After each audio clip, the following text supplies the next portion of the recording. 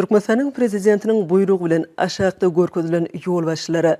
Ministra Kabinetinin başlığının ornatary, Yuqori Gözegçilik Edarasının başlığı Berdimuhamedova, Sevtari xizmatdaşlyga yardım bermek hakynda Türkmenistan'ın hökümeti bilen Russiya Federatsiyasının hökümetinin arasyndaky alalaşygy,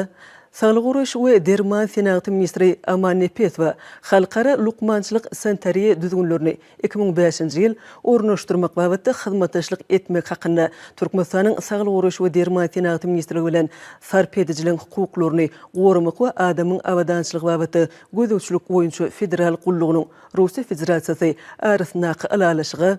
Türkmenistan'ın Döwlet Gümrük Gullugynyň başlygy Hudaý Kuliýew, Türkmenistan bilen Russiya Federatsiýasynyň arasynda geçirilýän harytlan gümrük bahalary baradaky resmi namlary we maglumatlary alşmak hakynda Türkmenistanyň Döwlet Gümrük Gullugy bilen Federal Gümrük Gullugynyň Russiya Federatsiýasy arasyndaky teswirnama,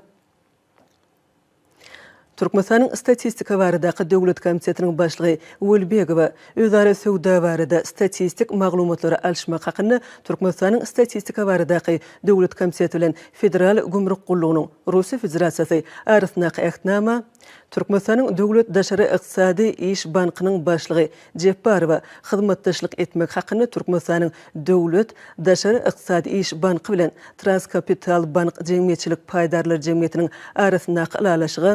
hyzmatdaşlyk etmek hakynda Türkmenistan'ın Döwlet Daşary Ykdysady İş Banky bilen döwlet ýürütülüşdirilen Russiya Eksport-Import Bankynyň paýdarlary jemgyýetiniň arasyndaky ähtnama,